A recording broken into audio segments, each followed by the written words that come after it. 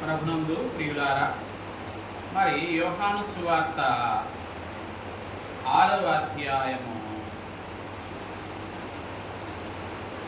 6వ అధ్యాయంలో 60 నుండి 69 వచనాలు మనం చదువుకున్నాం.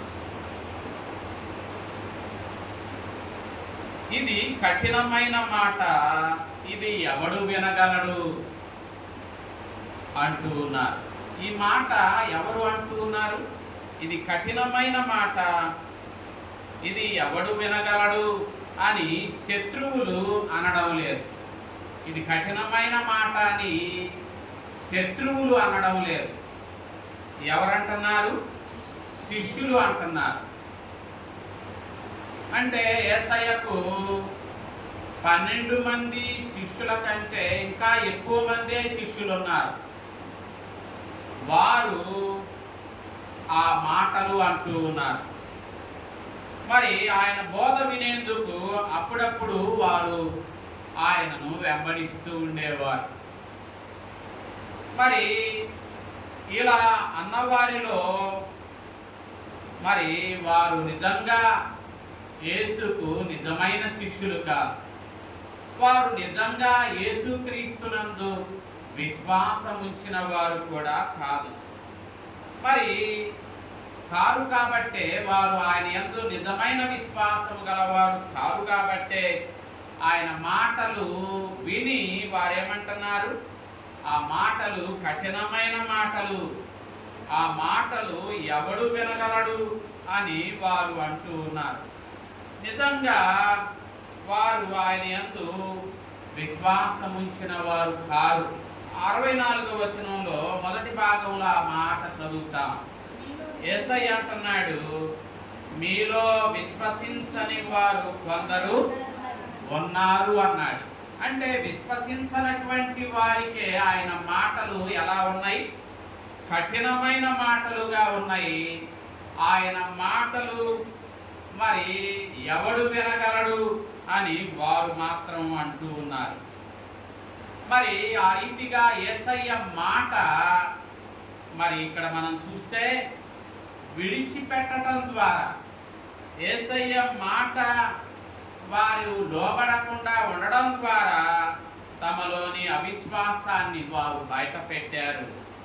మరి ప్రియులారా, మరి అందుకనే యోహాను తన మొదటి పత్రికలో ఏమంటాడు? యోహాను రాసిన మొదటి పత్రికలో ఒక మాట యోహాను రాస్తూ ఉన్నాడు. 2:19లో ఏమంటున్నాడు? వారు మనలో నుండి ఏమయ్యారట? బయలు వెళ్ళిరి గాని వారు మన సంబంధులు కాదు. వారు మన సంబంధులైతే మనతో కూడా ఏం చేసేవాడు? నిలిచి ఉండేవారే. అయితే వారందరూ మన సంబంధులు కారని ప్రత్యక్షపరచబడినట్లు వారు ఏమయ్యారు? బయలు వెళ్ళిరి. ఇక్కడ వీరు యేసయ్యను వెంబడిస్తూ ఉన్నారు, కానీ వారు యేసయ్య మాటలు మరి వారు వినినప్పుడు ఆ మాటలు వారిలోని అవిశ్వాసాన్ని బయటపెట్టిని. కాబట్టే మరి యోహాను ఇక్కడ అంటున్నాడు, వారు మనలో నుండే ఏమయ్యారు? బయలు వెళ్ళారు. ఎందుకంటే వారు మన సంబంధులు కారు. వారు నిజంగా మన సంబంధులైతే వారు నాలో నిలిచి ఉండేవారే. కానీ వారందరూ మన సంబంధులు కారు అని ప్రత్యక్షపరచబడినట్లుగా వారు ఏమైపోయారు? వారు బయటకు వెళ్ళిపోయారు. అందుకనే 66వ వచనంలో యోహాను సువార్త 6:66లో అప్పటి నుండి ఆయన శిష్యులలో అనేకులు ఏమయ్యారట? వెనుతీసి మరి ఎన్నడూను ఆయనను వెంబడింపలేదు. వారు ఆయన సంబంధీకులు కారు కాబట్టే వారు ఆయన మాటలను విని ఆయనను విడిచి వారు ఏమైపోయారు? వెళ్ళిపోయారు. మరి వారు పాప క్షమాపణ పొందాలి అంటే ఆయనే ఏకైక మార్గము. అలా కాకపోతే వారు తప్పకుండా ఏమవుతారు? నశించిపోతారని వారు వినడం వారికి ఎంత మాత్రము ఇష్టము లేదు. ఆయనే జీవాహారమని, ఆయనే పాపక్షమాపణకు ఏకైక మార్గమని, ఆయన తప్ప మరి యొక్క మార్గము లేదు అన్న మాటలు వినడానికి వారికి ఎంత మాత్రము ఇష్టము లేదు. కాబట్టే ఆయన మాటలను విని వారు విడిచిపెట్టి వెళ్ళిపోయారు. కాబట్టి ప్రభునందు ప్రియులారా, ఆయన మాటలు వారిలోని అవిశ్వాసాన్ని బయటపెట్టిని. ఆయన మాటలు వారిని యేసు ప్రభువు నుండి ఏం చేసిని? దూరం చేసిని. కాబట్టి ప్రియులారా, మరి యేసయ్య మాటలు ఒకానొక దినాన్న మనలను కూడా ఎవరు నిజమైన విశ్వాసులు కారో వేరు చేస్తాయి. ఇక్కడ యేసయ్య మాటలు ఈ 6వ అధ్యాయం అంతా యేసు ప్రభు పలికినటువంటి మాటలను విన్నారు. విని వారు ఈ మాటలు కఠినమైన మాటలు, ఈ మాటలు ఎవడు వింటాడు, ఎవడు లోబడతాడు అని చెప్పి ఆయనను విడిచిపెట్టి వారు వెళ్ళిపోయారు. అంటే యేసయ్య మాటలు వారిలోని అవిశ్వాసాన్ని బయటపెట్టిని. యేసయ్య మాటలు వారు లోబడడానికి ఇష్టం లేదు. కాబట్టే వారు ఆయనను విడిచి ఏం చేశారు? వెళ్ళిపోయారు. మరి 61వ వచనంలో చూస్తే ఆయన శిష్యులు, యేసు తన శిష్యులు దీనిని గురించి ఏం చేస్తున్నారు? సణుగుకుంటున్నారు అని యేసు ప్రభు వారు ఎరిగాడు. వాళ్ళు ఏం సణుగుకుంటున్నారు? ఈ నామకార్థ శిష్యులు అనబడినటువంటి వారు, ఆనాటి ప్రజలు ఏమనుకుంటున్నారంటే, యేసయ్య అన్నాడు 41వ వచనంలో 6:41లో, నేను పరలోకము నుండి దిగి వచ్చిన ఆహారమని ఆయన చెప్పినందున ఆయనను గురించి వారు ఏం చేశారు? సణుక్కున్నారు. ఆయన సత్యమే చెప్పాడు. ఏమని? నేను పరలోకము నుండి దిగి వచ్చిన ఆహారమని ఆయన చెప్పిన మాటలు వారికి కఠినమైన మాటలుగా ఉన్నాయి. ఆ మాటలు వారు ఎంత మాత్రము అంగీకరించలేనటువంటి విధంగా ఉన్నాయి ఆయన మాటలు వారికి. కాబట్టి ఆయన మాటలు విన్నటువంటి వారు, ఈయన ఎందుకు ఇలా చెప్పుకుంటున్నాడు? నేను పరలోకము నుండి దిగి వచ్చిన ఆహారం అని ఆయన ఎందుకు ఇలాగ చెప్పుకుంటున్నాడు అని చెప్పి, ఈయన యోసేపు కుమారుడు కాడా? ఈయన యోసేపు కుమారుడై ఉండి నేను పరలోకము నుండి దిగి వచ్చిన జీవాహారమని ఈయన ఎలా చెప్పుకుంటున్నాడు అని చెప్పి వారు ఆయన మాటల విషయమై ఏం చేశారు? సణుగుకొన్నారు.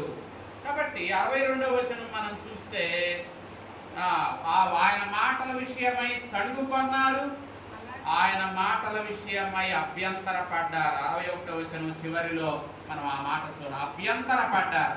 ఆయన మాటలు వారు అంగీకరించలేకపోయారు, ఆయన మాటలు విశ్వసించలేకపోయారు. ఆయన మాటలను విని, ఇది కఠినమైన మాట, ఇది ఎవడు ఈ మాటలకు లోబడగలడు, విశ్వసించగలడు, అంగీకరించగలడని చెప్పి ఆయనను విడిచి వెళ్ళిపోయారు. వెళ్ళిపోతూ వాడు సణుగుకొన్నారు. ఈయన పరలోకము నుండి దిగి వచ్చిన జీవాహారమని ఎలా చెప్పుకుంటున్నాడు? ఈయన యోసేపు కుమారుడై ఉండి ఎలా ఈ మాటలు చెప్పుకుంటున్నాడు అని చెప్పి ఆయన విషయమై అభ్యంతరపడ్డారు. కాబట్టి ప్రభునందు ప్రియులారా, అభ్యంతర పడకూడదు. మనం యేసయ్య నిజంగా మనలో విశ్వాసం ఉన్నట్లయితే ఆయన మాటల విషయమై ఎంత మాత్రము మనం ఏం చేయం? అభ్యంతరపడము. బాప్తిస్మం ఇచ్చి యోహానే ఆయన విషయమై అభ్యంతరపడ్డాడు కదా. లూకాసు సువార్త 1వ అధ్యాయములో బాప్తిస్మం ఇచ్చి యోహాను ఎటువంటి వాడు? పుట్టినది మొదలుకొని పరిశుద్ధాత్మతో నింపబడిన వాడు. మరి అటువంటి యోహానే ఆయన విషయమై అభ్యంతరపడ్డాడు కదా. మరి లూకాసు వార్త 1:16లో మనం చూస్తాం. తల్లి గర్భమున పుట్టినది మొదలుకొని పరిశుద్ధాత్మతో నిండినవాడు ఎవరు? యోహాను. అటువంటి యోహానే ఒకానొక సందర్భములో ఆయన విషయమై ఏమయ్యాడు? అభ్యంతరపడ్డాడు. ఆయన విషయమై అభ్యంతరపడ్డాడు. ఏమని? రాబోవాడవు నీవేనా, మేము వేరొకని కొరకు కనిపెట్టాలా అంటూ ఉన్నాడు. మనం ఆ మాట లూకాసు వార్తలో మనం చూస్తాం. లూకాసు వార్తలో 7:19 చూస్తాం. దేవుని ఆత్మచేత పుట్టినది మొదలుకొని నింపబడినటువంటి యోహానే ఏమంటున్నాడు?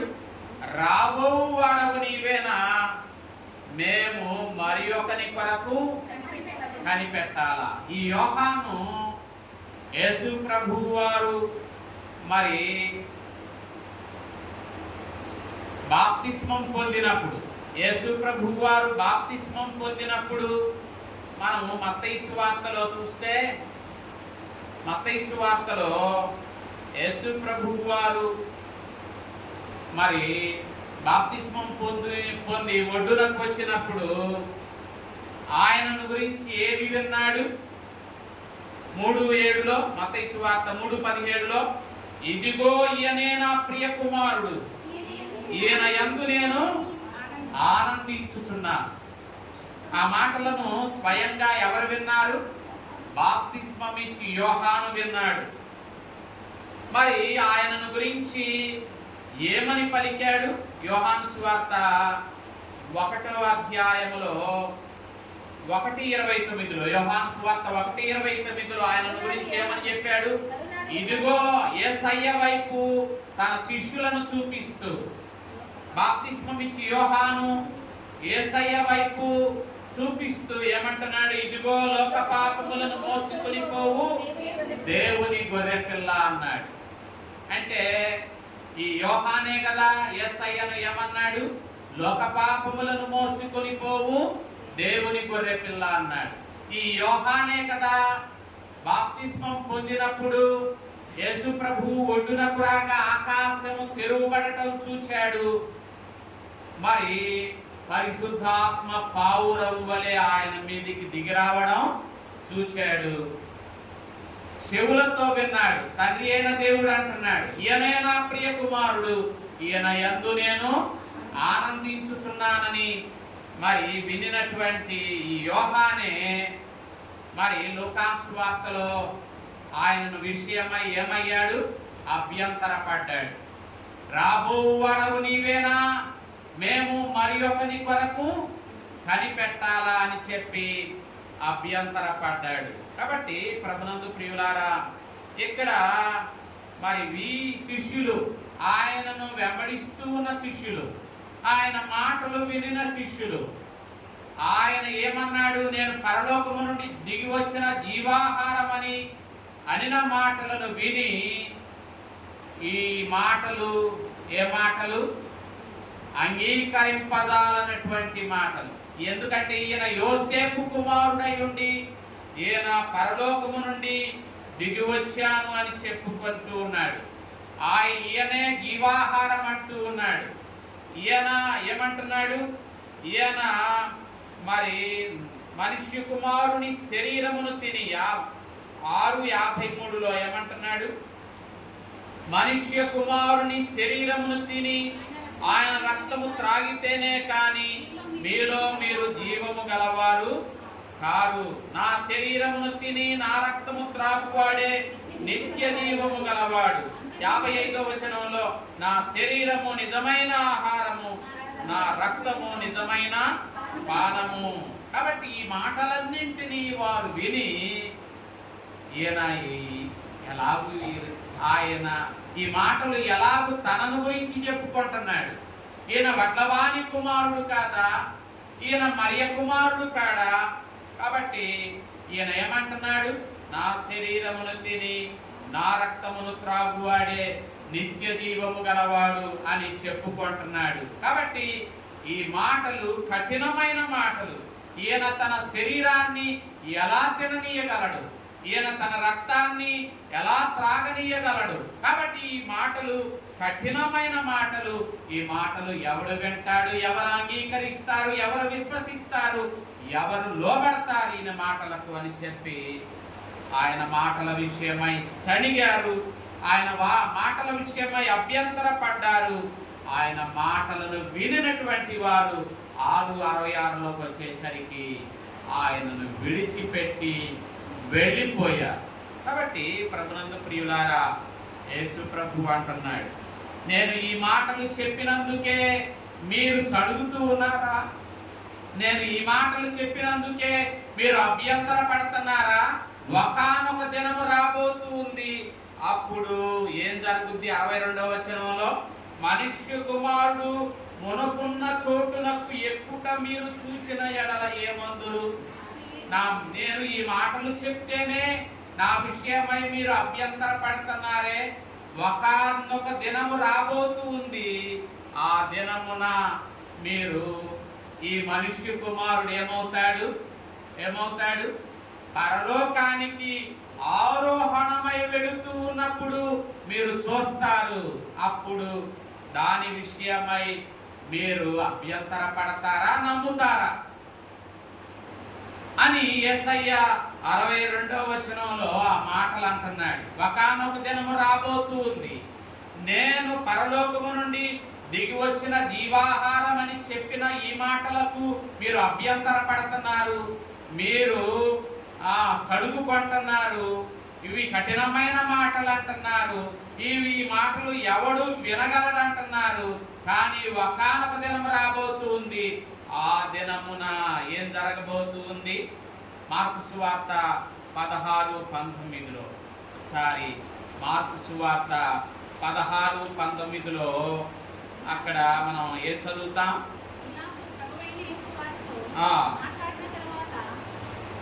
ప్రభు అయిన యేసు వారితో మాట్లాడిన తరువాత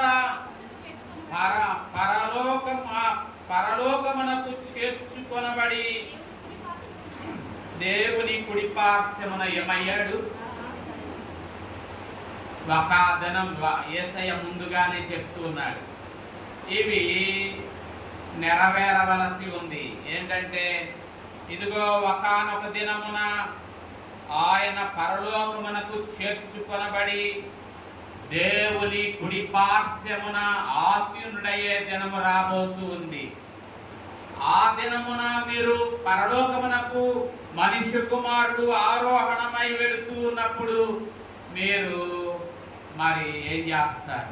అభ్యంతర పడతారా, విశ్వసిస్తారా అంటూ ఉన్నాడు ఆయన. మరి అపోస్తులుల కార్యాలలో కూడా వాడు చూశారు కదా. ఒకసారి అపోస్తులుల కార్యాలు 1:9లో మనం చూస్తే వారు అక్కడ ఏం చూశారు? అక్కడ మనం చూస్తే ఆయన ఈ మాటలు చెప్పి, ఏ మాటలు చెప్పాడు? మీరు పరిశుద్ధాత్మ మీ మీదికి వచ్చినప్పుడు మీరు శక్తి నొందుతారు, మీరు యెరూషలేములో, యూదయ, సమరయ దేశములంతటా బోధిగంతముల వరకు నాకు సాక్షులుగా ఉంటారు అని చెప్పి ఆయన ఈ మాటలు చెప్పి వారు చూచుచుండగా, అక్కడ వారు చూచుచుండగా ఆయన ఏమయ్యాడు? ఆరోహణమయ్యాడు. ఎక్కడికి ఆరోహణమయ్యాడు? ఇందాక మార్క్స్ వార్తలో మనం చెప్పుకున్నాం కదా. ఆయన పరలోకానికి ఆరోహణుడై తండ్రి కుడి పార్శ్వమున ఏమయ్యాడు? ఆసీనుడయ్యాడు. కాబట్టి యేసయ్య అంటున్నాడు మరి 62వ వచనంలో, మనుష్య కుమారుడు మునుకున్న చోటునకు ఎక్కుట మీరు చూచిన ఎడల ఏమంటారు? మునుకున్న చోటు, ఆయన ఎక్కడి నుండి వచ్చాడో అక్కడకు వెళ్ళబోతూ ఉన్నాడు. కాబట్టి మునుకున్న చోటు ఆయన మునుకున్న చోటేది? తండ్రి కుడి పార్శ్వమున ఉన్నదే ఆయన మునుకున్న చోటు. ఆ చోటునకు ఆయన వెళ్ళబోతూ ఉన్నాడు. మార్కు సువార్త 16 చివరిలో మనం ఆ మాట చదివాం. వాళ్ళు చూచుచుండగా, అపోస్తులుల కార్యాలు 1:9లో మనం చూచాం, వారు చూచుచుండగా ఆయన ఏమయ్యాడు? పరలోకమునకు ఆరోహణుడయ్యాడు. కాబట్టి ప్రియులారా 38వ వచనంలో ఆయన అంటున్నాడు, ఆయన ఎక్కడి నుండి వచ్చాడో అక్కడ కూడా చెప్తూ ఉన్నాడు. ఎక్కడి నుండి వచ్చాడట? 6:38లో చివరి మాట అదే కదా, పరలోకము నుండి దిగి వచ్చి తిని.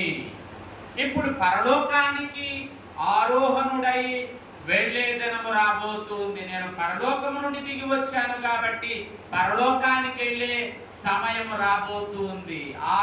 ఆ దినమున మీరు చూస్తారు. చూచినప్పుడు నా విషయమై అభ్యంతర పడతారా లేక విశ్వసిస్తారా? ఆ దినము రాబోతూ ఉంది. ఈ మాటలు చెప్తేనే నా విషయమై మీరు అభ్యంతర పడుతున్నారు, సడుగు పంటున్నారు, గొడుగు పంటున్నారు. కానీ ఒక దినము రాబోతూ ఉంది, అంతకంటే గొప్ప కార్యాన్ని మీరు చూడబోతూ ఉన్నారు. ఏంటి ఆ కార్యం? పరలోకము నుండి దిగి వచ్చిన ఈ మనుష్య కుమారుడే పరలోకమునకు ఏమవుతూ ఉన్నాడు? ఆరోహణుడై తండ్రి కుడి పార్శ్వమున కూర్చుండబోతూ ఉన్నాడు. ఆ దినమున మీరందరూ చూస్తారు. అప్పుడు మీరు ఏమంటారు? అప్పుడు మీరు ఏమంటారు అన్న ప్రశ్నను ఆయన అంటూ ఉన్నాడు. 3:13లో కూడా, యోహాను సువార్త 3:13లో ఏమంటున్నాడు? అక్కడ కూడా ఇదే మాట అంటున్నాడు. పరలోకము నుండి దిగి వచ్చిన వాడే, అనగా పరలోకములో ఉండు మనుష్య కుమారుడు తప్ప పరలోకమునకు ఎక్కిపోయిన వాడెవడునూ లేడు. ఆయన ఎక్కిపోవడానికి మరి సమయము ఆసన్నమైంది. పరలోకానికి ఎక్కి వెళ్ళడానికి సమయము ఆసన్నమైంది. కాబట్టి ఈ మాటలు చెప్తేనే మీరు అభ్యంతర పడుతున్నారే. కానీ ఒకానొక దినము రాబోతుంది, అప్పుడు మనుష్య కుమారుడు పరలోకమునకు ఎక్కిపోబడుతున్నాడు అని చెప్పి ఆయన చెప్తూ ఉన్నాడు. కాబట్టి ప్రభునందు ప్రియులారా, ఆత్మ మాత్రమే ఆత్మ సంబంధమైన జీవాన్ని ఇచ్చుద్ది. ఆయన మాటలు అర్థం చేసుకొని విశ్వాసముంచి వాటి ప్రకారం జీవించినటువంటి వాడే నిత్య జీవాన్ని పొందుతాడు. కాబట్టి ప్రభునందు ప్రియులారా, ఆయన మాటలు ఎటువంటివంట? మరి 63వ వచనంలో చెప్తూ ఉన్నాడు, దేవుని ఆత్మయే ఏం చేస్తుందట? జీవింపజేస్తుంది. దేవుని ఆత్మ మనలను జీవింపజేస్తుంది. శరీరము కేవలము ఎటువంటిది? నిష్ప్రయోజనమైనది. నేను మీతో చెప్పే మాటలు అవి ఏ మాటలు? ఆత్మయు జీవమై ఉన్న మాటలు. ఏ మాటలైతే ఆదియందు దేవుడు పలికాడో ఆ మాటలనే నేను మీతో పలుకుతూ ఉన్నాను. జీవము గల మాటలు, ఆత్మ సంబంధమైన మాటలు. ఆ మాటలు ఎవరు ఎవరు అంగీకరిస్తారు? ఎవరైతే ఆత్మ సహాయమును కలిగి ఉంటారో వారు మాత్రమే నా మాటలు అంగీకరించగలుగుతారు.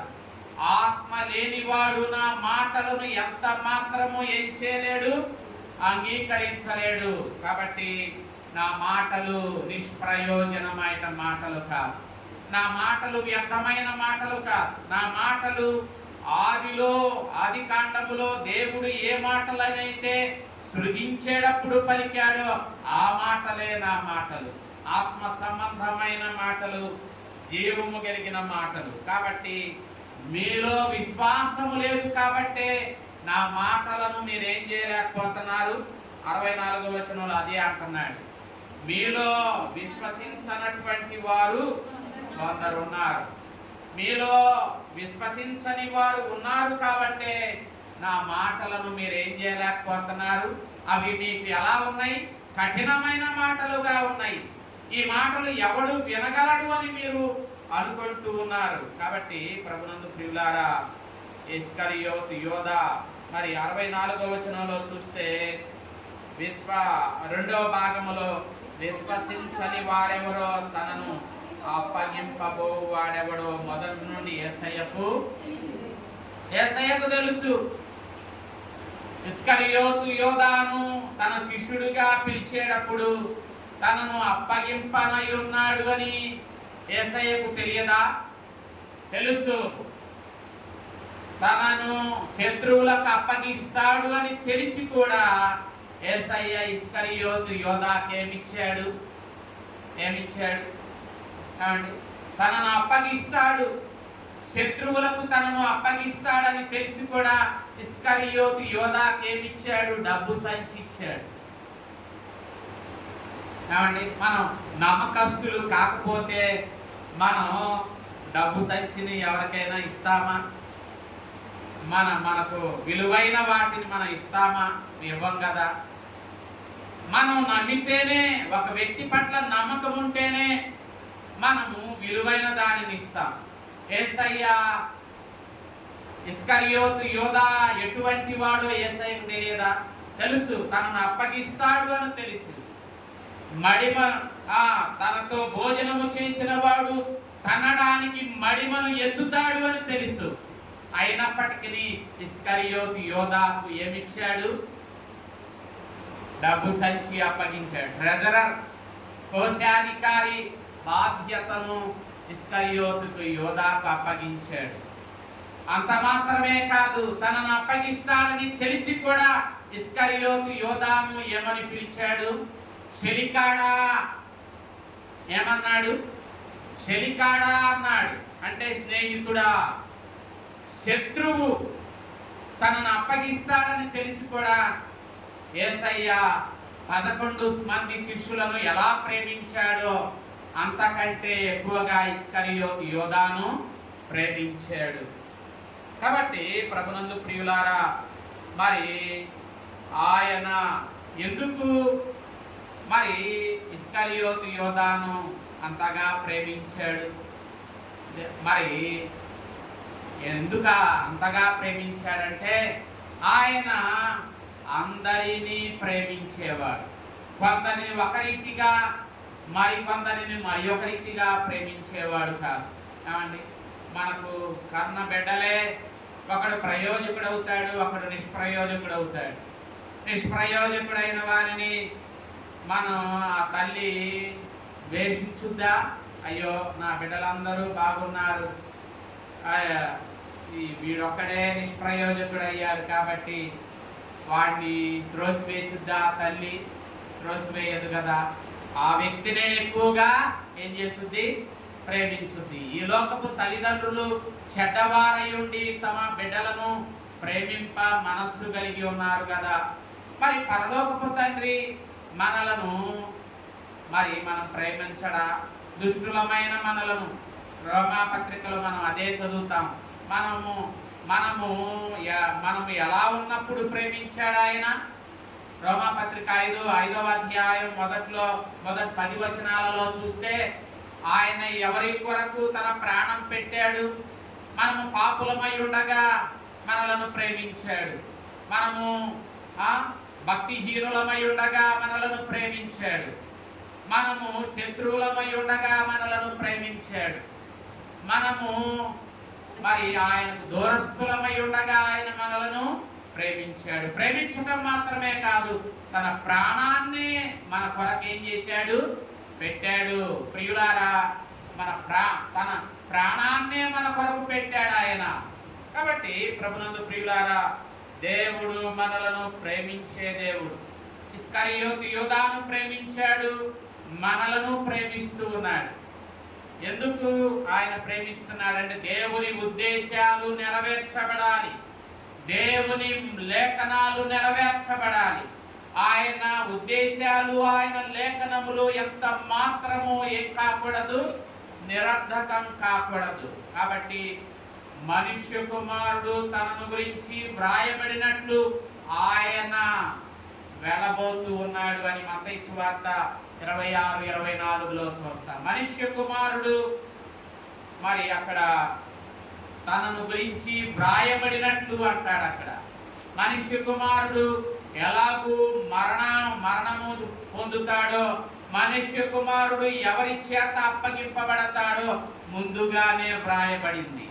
ఆ లేఖనములు నెరవేరునట్లుగా ఇదంతా జరుగుతూ ఉంది. కాబట్టి ప్రభునందు ప్రియులారా, ఆయన అంటున్నాడు 65వ వచనంలో, ఆయన ఏమంటున్నాడు? తండ్రి చేత వానికి కృప అనుగ్రహింపబడకుంటే ఎవడును ఏం చేయలేడు, నా యొద్దకు రాలేడు అంటున్నాడు. ఆయన అనేకమైన ఆశ్చర్య కార్యాలు చేశాడు, ఆయన అనేకమైన సూచక క్రియలు చేశాడు, ఆయన దివ్యమైనటువంటి బోధలు చేశాడు. అయితే తమలో తమ అవిశ్వాసము అనేకులు ఆయన బోధలు విని కూడా, ఆయన మహత్కార్యాలను అద్భుత కార్యాలను చూసి కూడా వారు అవిశ్వాసములోనే ఉండిపోయారు. మరి ఇందుకు కారణం ఏంటి అంటే, మరి 44వ వచనంలో చెప్తూ ఉన్నాడు, వాళ్ళు ఆయన బోధలు విన్నా, ఆయన చేసిన అద్భుతాలను చూసిన వారు ఇంకా అవిశ్వాసములోనే ఉన్నారు. కారణం ఏంటి అంటే, 44వ వచనంలో, నన్ను పంపిన తండ్రి వానిని ఆకర్షించితేనే గాని ఎవడు నా యొద్దకు. అది ఎందుకు వారు విశ్వసించలేకపోయారు? ఆయన కార్యాలను చూచి కూడా ఎందుకు విశ్వసించలేకపోయారు? ఆయన బోధలను విని కూడా ఎందుకు విశ్వసించలేకపోయారంటే, ఒక వ్యక్తిని దేవుడు ఆకర్షించుకొనలేకపోతే ఆ వ్యక్తి దేవుని దగ్గరకు రాలేడు, దేవుని యందు విశ్వాసం ఉంచలేడు. అదే విషయాన్ని 65వ వచనంలో మరి ఒక రీతిగా చెప్తూ ఉన్నాడు. తండ్రి ఆకర్షించుకుంటే తప్ప, తండ్రి చేత ఒక వ్యక్తి కృప అనుగ్రహింపబడకుంటే తప్ప ఎవడు ఆయన యొద్దకు రాలేడు. ఒక వ్యక్తికి దేవుని కృప అనుగ్రహింపబడితేనే ఆ వ్యక్తి దేవుని దగ్గరకు రాగలుగుతాడు. ఒక వ్యక్తిని దేవుడు ఆకర్షించుకుంటేనే తప్ప ఆ వ్యక్తి దేవుని మాటలు అంగీకరించలేడు, దేవునిని ప్రేమించలేడు, దేవునిని విశ్వసించలేడు. ఈ దినము ఇక్కడ మీరు వచ్చారు అంటే, నేను ఇక్కడ ఉన్నాను అంటే, దేవుడు ఒకానొక దినాన్న మనల్ని ఏం చేశాడు? ఆకర్షించుకున్నాడు. దేవుడు మన పట్ల కృపను అనుగ్రహించాడు కాబట్టే మనము ఈ దినము ఈ స్థలంలో ఉండి దేవుని మాటలు వింటున్నాం. మరి ఆ కృప ఒక వ్యక్తికి దేవుడు అనుగ్రహించకపోతే, ఒక వ్యక్తిని దేవుడు ఆకర్షించుకోకపోతే దేవుని సన్నిధికి రాలేడు, దేవుని మాటలు వినలేడు, దేవుని మాటల యందు విశ్వాసము ఉంచలేడు. కాబట్టి ప్రభునందు ప్రియులారా, మరి యేసు ప్రభు మాటలు వారికి, ఆ శిష్యులు అనబడుతున్న వారికి యేసయ్య మాటలు ఎలా ఉన్నాయి? కఠినమైన మాటలుగా ఉన్నాయి, అంగీకరింపలేని మాటలుగా ఉన్నాయి, సహించలేని మాటలుగా ఉన్నాయి. కారణం ఏంటంటే, వారు దేవుని చేత ఏం చేయబడలా? ఆకర్షింపబడలా, దేవుని కృపను వారు పొందుకొనలేదు. కాబట్టి ఆయన మాటలు వారు అంగీకరింపజాలనటువంటి మాటలుగా ఉన్నాయి. ఆయన మాటలు వారి యొక్క అవిశ్వాసాన్ని బట్టబయలు చేసినాయి. అందువల్ల ఎవరి దారిని వారు వెళ్ళిపోయారు. మనం 66లో అదే చూస్తాం కదా. ఆయన మాటలు విన్నారు, అవి కఠినమైన మాటలుగా ఉన్నాయి, అవి లోబడని మాటలుగా ఉన్నాయి. కాబట్టి వారు ఎవరి దారిని వారు ఏం చేశారు? వెళ్ళిపోయారు. యేసయ్యను మనం సరి అయిన కారణం కోసం వెంబడించాలి.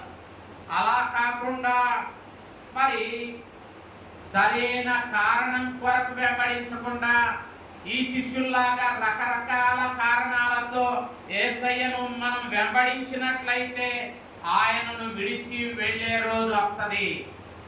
ఇక్కడ యేసయ్యను సరైన కారణంతో వారు వెంబడించలేదు కాబట్టి ఒకానొక దినాన్న ఆయన మాటలు విని, కఠినమైన మాటలు, లోబడ అంగీకరింపలేని మాటలు, కాబట్టి ఈ మాటలకు ఎవడు లోబడతాడు అని చెప్పి ఆయనను విడిచిపెట్టి వెళ్ళిపోయారు. నీవు కూడా యేసయ్యను దగ్గరకు వచ్చావు, యేసయ్యను సరియైన కారణంతో నువ్వు వెంబడించకపోతే ఒకానొక దినమున నీవు కూడా ఆయన మాటలు నీకు ఎలా ఉంటాయి? కఠినమైన మాటలుగా ఉంటాయి, అంగీకరింపలేని మాటలుగా, అభ్యంతరపరిచే మాటలుగా ఉంటాయి. నీవు కూడా ఆ 6:66లో ఆ శిష్యుల్లాగా నువ్వు కూడా ఆయనను విడిచిపెట్టి వెళ్ళే దినం ఉంటుంది. కాబట్టి ఇప్పుడు వారు విడిచిపెట్టి వెళ్ళిపోయారు. ఎంతో మంది వచ్చారు, ఆ మాటలు విన్నారు, విశ్వసించలేదు, వాళ్ళు వెళ్ళిపోయారు.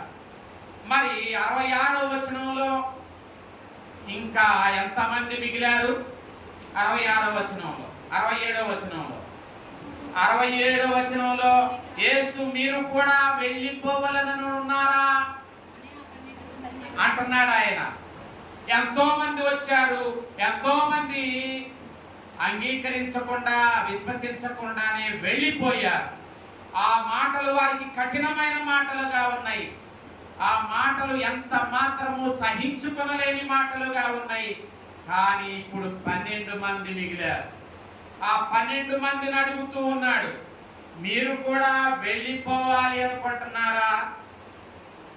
మీరు కూడా వెళ్ళిపోవాలి వాళ్ళు వెళ్ళిపోతారో వెళ్ళిపోరో యేసయ్యకు తెలియదా? వాళ్ళు ఉంటారు, వారు తన కొరకు ప్రాణం పెడతారు అని తెలిసి కూడా ఆయన వారిని అడుగుతూ ఉన్నాడు. అంటే వారిని పరీక్షలో పెడుతున్నాడు యేసయ్య. పరీక్షాకాలం వాళ్ళకది. వాళ్ళు వెళ్ళిపోయారు, మరి ఎన్నడూ నన్ను వెంబడించకుండా వాళ్ళు వెళ్ళిపోయారు. ఇప్పుడు మీ సంగతి ఏంటి? మీరు కూడా వెళ్ళిపోవాలనుకుంటున్నారా? కాబట్టి ప్రభునందు ప్రియులారా, యేసయ్య మనలను కూడా అడుగుతూ ఉన్నాడు, మీరు ఏ కారణం చేత ఆయన సన్నిధికి వచ్చారు? మీరు నా మాటలు వింటున్నారు, మీరు విశ్వసించకపోతే, నా మాటలు మీరు అంగీకరించకపోతే మీరు కూడా వాళ్ళలాగా వెళ్ళిపోయే సమయం, ఒక సమయం ఉంటది. మరి వాళ్ళలాగా వెళ్ళిపోతారా? లేక ఇగో ఈ 12 మంది మరి ఏమంటున్నారు? 12 మంది లాగా ఆయన మాటలు విశ్వసించి నిలిచేవారుగా ఉంటారా? కాబట్టి ప్రభునందు ప్రియులారా, మరి ఇప్పుడు యేసయ్య అడిగాడు కదా, మీరు కూడా వెళ్ళిపోవాలి అని తలస్తూ ఉన్నారా అంటే 68వ వచనంలో పేతురు శిష్యులందరి తరపున పేతురు మాట్లాడుతున్నాడు. ఏమని? ప్రభువా, ఎవని యొద్దకు వెళ్ళుదుము? ప్రభువా, ఎక్కడికి వెళతాం? ఎందుకంటే నీవే నిత్య జీవపు మాటలు గలవాడవు, నీవే దేవుని పరిశుద్ధుడవు. కాబట్టి ప్రియులారా, మరి మనం ఆయన మాటలు కొందరికి ఎలా ఉన్నాయి? కఠినమైన మాటలుగా ఉన్నాయి. కొందరికి ఆయన మాటలు లోబడనొల్లని మాటలుగా ఉన్నాయి. కానీ 12 మందిలో 11 మంది ఉన్నారు. ఆ 11 మంది తరపున పేతురు అంటున్నాడు, ఆ 11 మంది మాటలు పేతురు మాటలుగా ఉన్నాయి. అయ్యా, నీ మాటలు ఏ మాటలు? కఠినమైన మాటలు కాదయ్యా, నీ మాటలు నిత్య జీవపు మాటలు. ఈ మాటలను విడిచి, నిన్ను విడిచి మేము ఎక్కడికి పోగలము? నీవు దేవుని పరిశుద్ధుడవని మేము విశ్వసించి ఎరిగి ఉన్నాము. అయ్యా, మేము విశ్వసించాము, నీవు దేవుని పరిశుద్ధుడవు, నీవు పరలోకం నుండి దిగి వచ్చిన వాడవని మేము విశ్వసించాము. నీవు దేవుని పరిశుద్ధుడవని మేము విశ్వసించాము. కాబట్టి నిన్ను విడిచి మేము ఎక్కడికి పోగలము? కాబట్టి ప్రభునందు ప్రియులారా, మనం కూడా పేతురులాగా, అయ్యా నీవు దేవుని పరిశుద్ధుడవు, దేవుని కుమారుడవు, నిన్ను విడిచి మేము ఎక్కడికి పోతాం? నీ మాటలు నిత్య జీవపు మాటలు, అంతేగాని కఠినమైన మాటలు కాదు, విశ్వసింపనటువంటి మాటలు కాదు, అంగీకరింపనటువంటి మాటలు అంతకంటే కాదు. నీ మాటలు నిత్య జీవపు మాటలు. కాబట్టి ఆ మాటలు మాకు కావాలి, ఆ మాటలను పలికే నీవు మాకు కావాలి. నిన్ను విడిచి మేము ఎక్కడికి వెళ్ళలేమయ్యా. ఎక్కడికి వెళ్ళగలం? కాబట్టి ఎక్కడ నిత్య జీవపు మాటలు ఎవరు మాకు అందించగలరు? నిత్య జీవాన్ని ఎవరు మాకు ఇవ్వగలరు?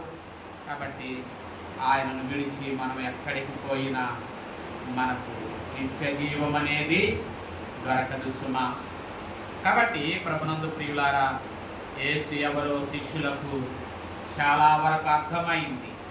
ఆయన పాపము లేని పరిశుద్ధుడు అని, దేవుని చేత పంపబడిన వాడు అని, దేవుని ప్రతినిధి అని, ఇశ్రాయేలీయులు ఎదురు చూస్తున్న మెస్సియా అని శిష్యులకు అర్థమైంది. కాబట్టే నిన్ను విడిచి మేము ఎక్కడికి వెళ్ళగలం. కాబట్టి ప్రభునందు ప్రియులారా, మనం యెహోవాను విడిచి వేరొకరి దగ్గరకు మనం ఎలా వెళ్ళగలుగుతాం? యేసయ్యను విడిచిపెట్టి మరి ఒకరి దగ్గరకు మేము ఎలా వెళతాం? ఏమంటే వెళ్తామా? ఎవరైనా అడిగితే ఏం కాదులే రండి అంటే వెళ్తామా? ఆయనను విడిచి మరి ఒకరి దగ్గరకు వెళ్ళగలమా? సౌలు ఆయనను విడిచిపెట్టి సోదెగత్తె దగ్గరను వెళ్ళాడు. నా సోదెగత్తిని ఆశ్రయించాడు. సౌలు ఇశ్రాయేలులో మొట్టమొదటి రాజు, దేవుడు ఏర్పాటు చేసుకుని రాజు, దేవునిని ఆశ్రయించవలసిన రాజు సోదెగత్తెను ఆశ్రయించాడు. సోదె చెప్పే వారిని మనం వాళ్ళ దగ్గరికి వెళ్దామా? లేకపోతే తంత్రగాళ్ళ దగ్గరకు వెళదామా? లోకంలో దేవుళ్ళు అనబడి చెప్పబడుతున్న వారి దగ్గరకు వెళదామా? వారెవరు మనకు నిత్య జీవాన్ని ఇవ్వగలరు? వారెవరు మన కొరకు ప్రాణం పెట్టిన వారు ఎవరున్నారు? మన కొరకు, మన పాపముల కొరకు మన పాపముల కొరకు ప్రాణం పెట్టిన వాడు ఆయనే కదా. మనకు నిత్య జీవాన్ని ఇవ్వగలవాడు ఆయనే కదా.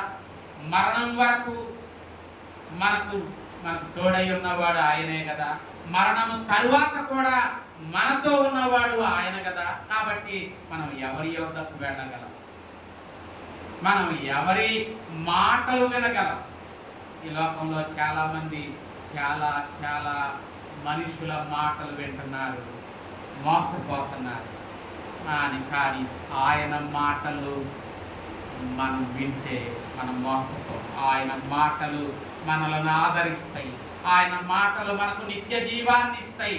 ఆయన మాటలు మనలోని చీకటిని పారద్రోలికి ఆయన మాటలు మనలను తెప్పరిల్ల చేస్తాయి, మన కన్నులకు వెలుగునిస్తాయి. కాబట్టి ప్రభునందు ప్రియులారా, ఆయన కాదని మనం ఎక్కడికి వెళ్ళగలం? ఒకసారి పాత నిబంధనలోనికి మనం వెళితే యెహోషువ ఇశ్రాయేలు ప్రజలతో మాట్లాడుతూ ఉన్నాడు. యెహోషువ ఇశ్రాయేలు ప్రజలతో మాట్లాడుతూ ఉన్నాడు కదా. 24వ అధ్యాయంలో ఏమంటున్నాడు? ఇందాక మనం పాత నిబంధన పాఠం చదువుకున్నాం కదా, 24:14 యెహోషువ ఇశ్రాయేలీయులతో అంటున్నాడు ఏమని? ఇశ్రాయేలీయులైన మీరు యెహోవా యందు భయభక్తులు గలవారై ఆయనను నిష్కపటముగాను సత్యముగాను సేవిస్తూ మీ పితరులు నది అద్దరిని ఐగుప్తులో సేవించిన దేవతలను తొలగద్రోసి యెహోవాని ఏం చేయండి? తొలగజేయండి. ఇప్పటి వరకు మీరు ఇంకా అంటి పెట్టుకొని ఉన్నారు. వాటిని తొలగద్రోసి ఆయన యందు భయభక్తులు కలిగి ఆయనను ఎలాగూ నిష్కపటముగా సత్యముగా ఆయనను సేవిస్తూ ఆయనను సేవించండి. ఒకవేళ యెహోవాను సేవించటం మీ దృష్టికి కీడు అని మీకు తోచినట్లయితే మీరు ఎవరిని సేవిస్తారో నాకు తెలియదు, కానీ నేను నా ఇంటి వారు ఏం చేస్తాం? నేను నా ఇంటి వారు యెహోవానే సేవిస్తాం. కాబట్టి ఇశ్రాయేలీయులతో ఒక తీర్మానము చేయిస్తున్నాడు. ఎంతకాలము రెండు తలంపుల మధ్య కొట్టిమిట్టాడతారు? యెహోవా దేవుడైతే యెహోవానే సేవించండి, అన్యులు దేవుళ్ళైతే అన్యులనే సేవించండి. రెండు తలంపుల మధ్య ఉండద్దు. చాలాసార్లు మనకు లోకం కావాలా, దేవుడు కావాలా? లోకాచారాలు కావాలా, దేవుడు కావాలా? కుదరదు. దేవుడు అంటున్నాడు, అన్యజనులు నడుచుకొనినట్లు నడుచుకొనవలదు అన్నాడు. అంతే. అన్యజనులు అనుసరించి నడుస్తావా, వెళ్ళు, నేను కాదనను. నన్ను నా దగ్గరకు వచ్చి నీవు అటొక కాలు ఇటొక కాలు, అటొక తలంపు ఇటొక తలంపు కాదు.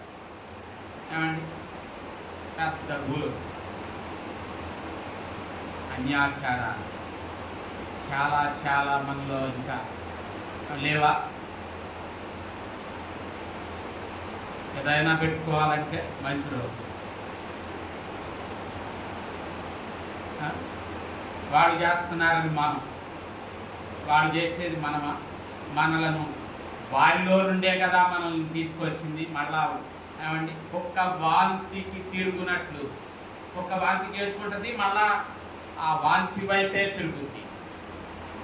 మనం వాటిని విడిచి అని వచ్చాం కదా, మళ్ళా వాటి వైపేనా మనం చూసేది? అది దేవునికి మహిమ కలిగిస్తుందా? దేవుని సంతోష పెట్టదు కదా. కాబట్టి దేవుడు మనలను చీకటిలో నుండి ఆశ్చర్యకరమైన వెలుగులోనికి మనలను తీసుకువచ్చాడు. అవి కాదనుకున్నాం, వాటిని ఎంత మాత్రము మనము ఏం చేయకూడదు, వెంబడించుకు. ఇక్కడ యెహోషువ అదే చెప్తున్నాడు, ఇంకా మీరు అన్య దేవతలను ఇంకా దాచుకున్నారు, వాటిని విడిచిపెట్టండి. అదే మనం యెహోషువ గ్రంథంలో 24లో 23వ వచనంలో 23వ వచనం చూడండి, 24, 23లో మీ మధ్యనున్న అన్య దేవతలను తొలగద్రోసి ఇశ్రాయేలు దేవుడైన యెహోవా తట్టు మీ హృదయాలను. ఎందుకు ఆ మాట అన్నాడు యెహోషువ? ఇంకా వాళ్ళ మధ్య ఎవరున్నారు? అన్య దేవతలు ఉన్నాయి, అన్య ఆచారాలు ఉన్నాయి. కాబట్టి వాటిని తొలగద్రోసి యెహోవానే సేవించండి. వాళ్ళు అన్నారు, యెహోవానే సేవించదము, ఆయనే మా దేవుడు అన్నారు. కానీ వాళ్ళ తలంపులు అంత అనుకూలంగా లేవు. ఆ తరువాత న్యాయాధిపతుల గ్రంథంలోనికి వెళితే వాళ్ళు కొంతకాలం తరువాత వాళ్ళు ఏం చేశారు? మరి న్యాయాధిపతుల గ్రంథం 2వ అధ్యాయములో 10వ వచనములో ఆ తరము వారందరూ పితరుల యొద్దకు చేర్చబడ్డారు. వారి తరువాత యెహోవానైనను ఆయన ఇశ్రాయేలుల కొరకు చేసిన కార్యములనైనను ఎరుగని తరం ఒకటి పుట్టింది. వారు ఏం చేశారు? ఇశ్రాయేలు యెహోవా కన్నుల ఎదుట ఏం చేశారు? కీడు చేసి ఐగుప్తులో నుండి వారిని రప్పించిన తమ పితరుల దేవుడైన యెహోవాను విసర్జించి బయలు దేవతలను పూజించి తమ చుట్టూ ఉండు జనుల దేవతలలో ఇతర దేవతలను అనుసరించి వాటిని నమస్కరించి యెహోవాకి ఏం చేశారు? దేవుని కోపం. ఏమండి, దేవునికి కోపం మనం పుట్టిస్తే అది మనకు మంచిదా? దేవునికి కోపం పుట్టించకూడదు. ఆయన కోపం పుట్టిస్తే, మనుషుల కోపం పుట్టిస్తేనే మన వీపు విమానం మోగుద్దే. మరి దేవుని పాపం పుట్టిస్తే ఏమండి, దేవుడు ఎంత ప్రేమగల దేవుడు. వారిని పాపలాగా వాళ్ళను కాపాడి త్రవ్వనటువంటి బావులు, నాటనటువంటి తోటలు, కట్టనటువంటి ఇండ్లు, సారవంతమైన దేశంలోనికి వారిని తీసుకొస్తే వారు ఏం చేశారు? యెహోవాను. కాబట్టి యెహోషువ అంటున్నాడు, మీరు ఎవరిని సేవింపగోరినా నేనును నా ఇంటి వారు యెహోవానే సేవిస్తాం. మరి అక్కడ 12 మంది, అక్కడ అనేకులు ఆయనను విడిచి వెళ్ళిపోయారు. 12 మాత్రం 12లో ఒకడు తప్పిపోయాడు కదా. 11 మంది వాడు ఏమంటున్నారు? నీవు నిత్య జీవపు మాటలు గలవాడవు, నిన్ను విడిచి మేము ఎక్కడికి వెళ్ళగలమని 11 మంది తీర్మానం చేసుకున్నారు. మరి ఇక్కడ యెహోషువ కూడా, వాళ్ళు అన్య దేవతల తట్టు తిరిగిన యెహోషువ అతని కుటుంబము మేము యెహోవానే ఏం చేస్తామంటున్నారు? సేవిస్తామంటున్నారు. కాబట్టి ప్రభునందు ప్రియులు, ఈ మధ్యాహ్నములో మనం ఎవరిని సేవిద్దాం, ఎవరిని విడిచిపెడతాం? ఇంకా విడిచిపెట్టే వాటిని ఇంకా విడిచిపెట్టకుండా ఉండలేదే. విడిచిపెడదాం, ఎంతకాలం విడిచిపెట్టకుండా ఉందా? ఒకవేళ విడిచిపెట్టకపోతే న్యాయాధిపతుల గ్రంథంలో వారు విడిచిపెట్టకుండా ఏం చేశారు? దేవునికి కోపాన్ని పుట్టించారు కదా. మనం కూడా దేవుని కోపాన్ని పుట్టించటం మన ఆత్మీయ జీవితానికి ఎంత మాత్రము క్షేమము కాదు సుమా. మనం దేవుని హక్కు పొందాం. దేవుని అడుగు జాడలలో నడుచుటకు కృపగల దేవుడు మనకు సహాయము చేయునుగాక. ఆమేన్. సమస్త జ్ఞానానికి మించిన దేవుని సమాధానము యేసుక్రీస్తు వలన మన హృదయములకును తలంపులకును కావలి ఉండి నడిపించునుగాక. ఆమేన్.